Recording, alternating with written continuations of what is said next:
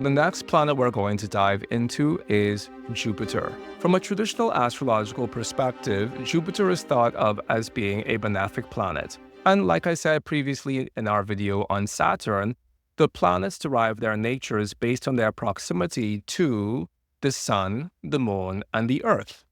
Jupiter is considered to be a benefic planet because Jupiter is considered to be hot and wet from a traditional astrological perspective. Now, you might say that if moisture is completely within the realm of the Earth and the Moon, how can Jupiter derive any moisture to have as an intrinsic part of his nature?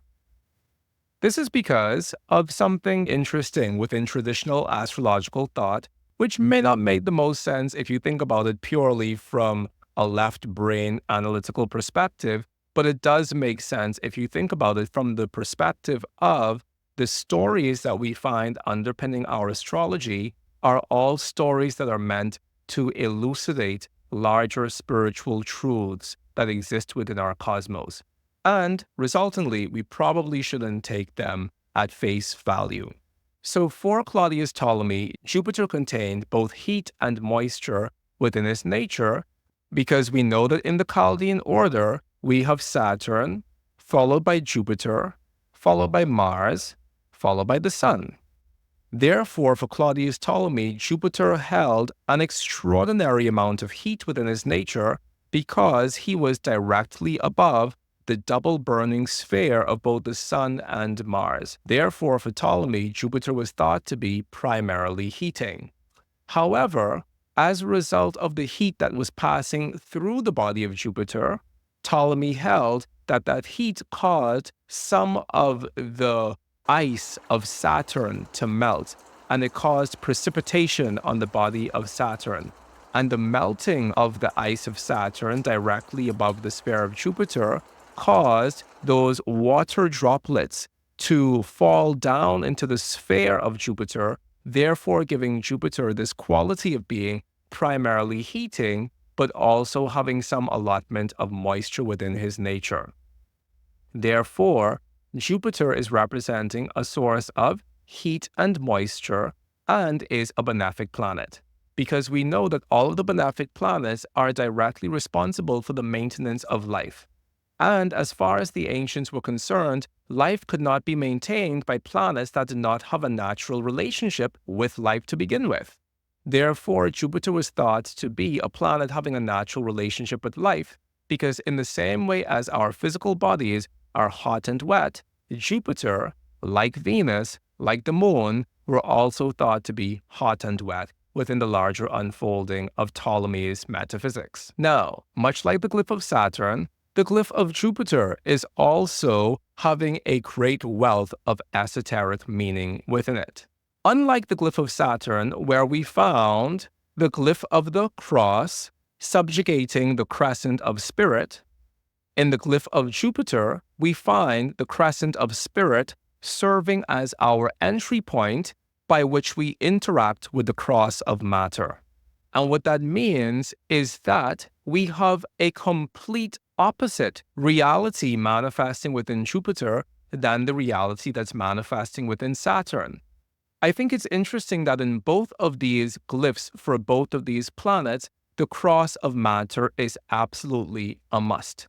And the inner meaning of that is, no matter what we do within this lifetime, we still have to interact with the realities of the physical sphere within which we live. From an Eastern perspective, this is a part of why, after the ancient yogis outlined their principles of ethics in terms of how we interact with the world and ourselves, the third limb of yoga is asana, or the physical postures that we do within a yoga practice. And the reason for that is because you could be as ethical as you want to be, but if you're in a physical body that is rife and stricken with pain, that pain has the ability to greatly distract you from the fulfillment of your natal promise within this lifetime. So for the ancient yogis, they thought that by alchemizing the realities of the physical body and turning our entire physical body into a field of pure and utter freedom and bliss, that was one of the things that assisted us in our larger path of spiritual unfolding. Within the glyph of Jupiter, what we find is something that is foundationally yogic. What we find is we still have to interact with the cross of matter because that is a foundational reality of this life in which we live. But our entry points to interacting with that cross of matter is through the crescent of spirit. This reminds me of the jump within the Kabbalistic Tarot from the Hermit card to the Wheel of Fortune card. This jump is meant to signify that as we contemplate the world, which is essentially what the Hermit card signifies, it illuminates for us a vision of the world unlike anything we've ever seen before. What we see within these two cards being side by side is that through our spiritual contemplation of matter, which is what the Hermit card is representing, which corresponds with the crescent of Jupiter, we find a vision of the world in which we see the world as Ezekiel saw it, as an unfolding mechanism of wheels within wheels, where there were titanic forces of nature, both creating universes and destroying universes simultaneously. We see the internal spiritual mechanism that exists behind all things. And as a result of that vision of the world as it truly is, even if that glimpse of truth only lasts for 1 second, that glimpse of reality as it actually is completely changes how we then go on to interact with that physical world of matter. Because once we've had that initiatic experience of seeing the face of the eternal, we can never close our eyes and pretend as if we did not see it. And so within the Kabbalistic Tarot, both the Hermit card and the Wheel of Fortune card are corresponding with the crescent that we find within the glyph of Jupiter. And therefore, both the Hermit card and the Wheel of Fortune card are corresponding with this idea that when we go within ourselves and we look at nature as it truly is, we see that nature is unfolding as the manifestation of unalterable universal law. And that unalterable universal law is held together and held in place by these spiritual principles and by these spiritual governors of destiny that we call the planets. And as a result of that, after knowing that, after seeing that, we all have to face a decision. And that is why the next card that comes after the Wheel of Fortune card within the Kabbalistic Tarot is the Justice card, which brings us to the decision that we find all of ourselves having to face within the Justice card. Because these three cards side by side, the Hermit card, the Wheel of Fortune card, and the Justice card, they say to us, after seeing the machinations of nature as they truly are, after seeing the unfolding of reality as it truly is, what will you decide to do? How will you return to life? How will you return to the world? Will you return to the world and live in the same meat-based way that you've been living previously? Will you continue to live in this world as if you are nothing but flesh and bones and sinews? Or will you allow that vision of the eternal to inform every decision you make as you travel within this material plane, within this individual lifetime that you've been given? And this is the question that we find within the glyph of Jupiter. Within the glyph of Jupiter, we find the crescent representing the Hermit card and the Wheel of Fortune card, saying, this is life as it truly is. This is reality as it truly is. This is the eternal as it truly is. And because the glyph of Jupiter has this element, we associate Jupiter with religion. We associate Jupiter with science. We associate Jupiter with higher education. We associate Jupiter with philosophy. We associate Jupiter with all of the things that expand our experience of what it feels like to live within this physical world. Therefore, the glyph of Jupiter opening to the cross of matter via the crescent of spirit is meant to show the way in which philosophy, religion, mysticism, and science are meant to broaden our spiritual perspective so that, yes, even though we do return to bearing the cross of matter on our shoulders, because we are in a physical body that started decaying from the day that we were born. Even though we are in this physical body with its bones and its sinews and our issues and our tissues, we still can live within this body without associating every part of who we are with this body. So the glyph of Jupiter is a reminder to all of us that indeed we are a body of fire, which is represented by the crescent of Jupiter's glyph, and we are also a body of flesh, which is represented by the cross of Jupiter's glyph. But this glyph of Jupiter is meant to say that that within us, which is fiery and eternal, should be our primary place from which we govern and from which we organize our affairs within this physical plane.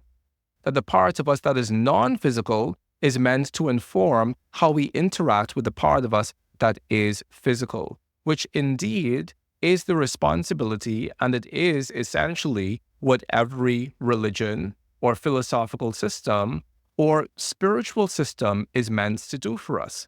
The purpose of religion at its core is to perform this Jupiterian task of reminding us that even though we are in a physical body of flesh, before we were flesh, we were spirit.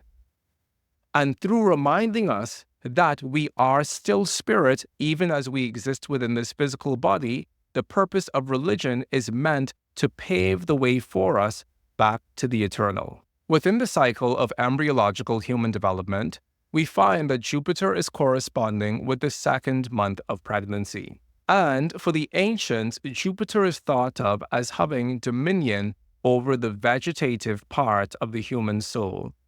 And by vegetative, it's referring to that part of us that naturally has the desire to grow, that naturally has the desire to develop into something else, that naturally has the desire to fructify, as is the nature of Jupiter, the god of the bountiful harvest. The ancients thought that Jupiter bestowed both spirit and life in the form of the breath of life onto the human child within the womb.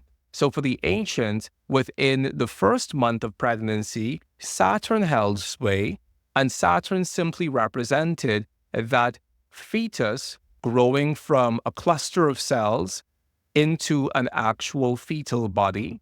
But it was in the second month of pregnancy that fetus, for the ancients, began its respiratory process, or began to partake in this larger process of becoming oxygenated and breathing and taking into itself the spiritual substance that would allow it to grow and become a human being. Now, this association between Jupiter and the breath is a very fascinating one, because if we go back to the nature of Jupiter being hot and wet, we remember that within the ancient metaphysics of the fathers of Western philosophy, the air element was also thought of as being hot and wet. Jupiter was thought of as having a direct relationship with the air element in general. And there are some schools of traditional astrology that associate Jupiter with the god of the northern wind, which is why some schools of traditional astrology tell us that Jupiter is having his exaltation in the sign of Cancer, because Cancer is the northernmost sign from our celestial equator.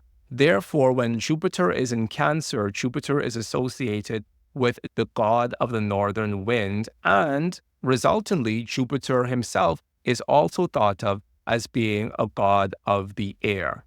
So this vital life, which in Hebrew is called the ruach, this breath of life that the child partakes in its second month of fetal development, is thought of as being under the domain of Jupiter, because Jupiter is representing not only a god of life, but he's also representing the breath of life. Which is interesting because within the Kabbalistic tarot, the Wheel of Fortune card, which is associated with Jupiter, bears the name of the ruler of fate, the forces of life. So here we see Jupiter not only being a god of destiny in a sense, but we also see Jupiter being a god of life. And for the ancients, the breath of life was more important than any other element that we have, because You might be able to lose any other part of your constitution and still live, but if you lost that vitalizing breath of life, which is represented by Jupiter, we would all surely die. Therefore, Jupiter is thought of as this god of life, which is a wonderful complement to Saturn, who is associated with death within a traditional astrological perspective.